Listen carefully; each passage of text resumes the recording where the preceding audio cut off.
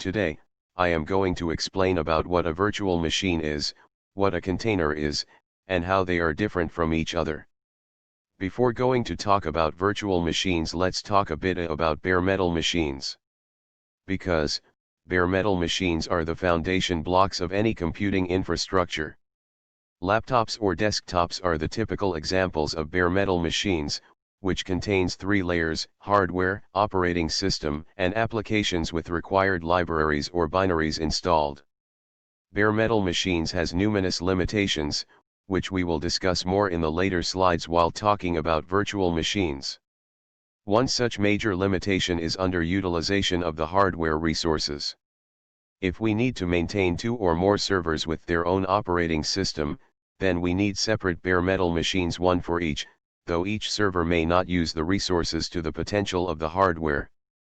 For the effective utilization of the hardware and to overcome the limitations of bare metal machines, IT giants such as VMware, Microsoft, Oracle, etc., built a software called Hypervisor, which would enable us to create multiple machines on a bare metal hardware, and they are called virtual machines. Hypervisor takes a portion of a hardware resources such as hard disk, RAM, processor, network interfaces, etc., and emulate the real hardware devices and constitutes a machine using these virtual devices. Hence, it's a virtual machine. Hypervisor abstracts out the underlying hardware details from the virtual machines created. Irrespective of the make, model or type of underlying hardware, all virtual devices allocated to virtual machines are uniform in nature, which allows us to create image of a virtual machine with installed OS and applications, and deploy in other virtual machine. Also, Hypervisor maintains compatibility between modern hardware and legacy software and vice versa. There are two types of hypervisors: Type 1 or bare metal hypervisor and Type 2 or hosted hypervisor. Type 1 or bare metal hypervisor interacts directly with the underlying hardware and creates the virtual machines. Examples are VMware ES11, Microsoft Hyper-V, and Apple Boot Camp. Type 2 or hosted hypervisor is installed inside an operating system, interacts with hardware via host operating system, and creates the virtual machines. Examples are Parallels Desktop for Mac, QEMU, VirtualBox, VMware Player, and VMware Workstation. There are numerous benefits of a virtual machine over a bare metal machine. Hardware level abstraction. Effective utilization of the resources by having the control over their allocation to a virtual machine.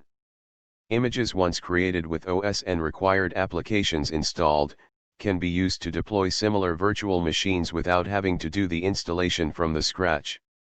Snapshots of the virtual machines are used to recover the system to a previous healthy state. Hence, system upgrade and rollback are hassle-free. Supports legacy operating systems on modern hardware and vice versa. Central location to manage all assets. Example, vSphere. Virtual machines are backbone of cloud platform.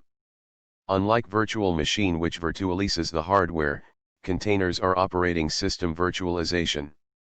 When we have multiple applications running in a machine, we can have control over what resources an application can see, what it is capable of, and allocation of the resources to it, by emulating a OS-like environment with its own root file system, PID1, etc. This environment is called container. Containers do not have operating system installed, but emulates it. Hence, it's called operating system virtualization. Container actually interacts with its host operating system and controlled by the kernel. Kernel features which facilitate container creation are namespaces, control groups, and capabilities.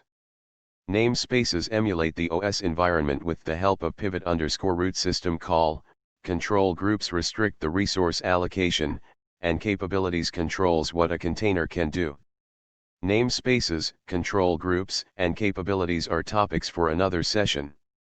More suitable examples for containers are microservices, which tend to run in their own OS-like environment. There are numerous benefits of containers. Reduced cost of infrastructure as it does not need extra machine. Lightweight as it does not have OS installed in it, Uses host OS instead. Scalability on the microservice level. Fast deployment as it takes less resources. Starts and stops within seconds.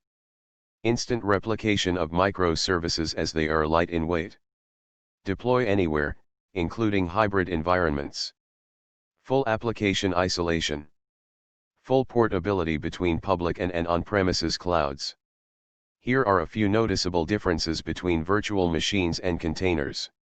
Virtual machines are heavyweight, but containers are lightweight.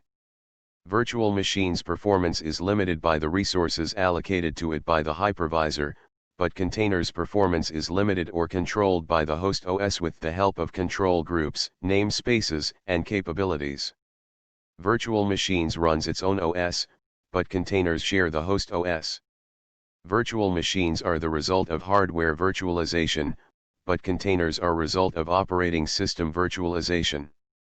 Virtual machines takes minutes to start as it boots up its operating system, but containers start in milliseconds as it does not have OS installed in it. Virtual machines requires more memory, but containers requires less memory. Virtual machines are fully isolated at machine level, but containers are isolated at process level. In summary, a full virtualized system gets its own set of resources allocated to it and does minimal sharing. You get more isolation, but it is much heavier, requires more resources. With containers you get less isolation, but they are lightweight, require fewer resources. So you could easily run thousands of containers on a host, and it won't even blink. Can we combine both? Yes, we can. We can gain the benefits of both virtual machines and containers by combining both the approaches. It means, we can create containers in virtual machines similar to the way we create them in bare metal machines. Here, you can see how it can be realized. To know more about container creation, refer to control groups, namespaces, and capabilities in Linux. Hope it helped you. Thank you.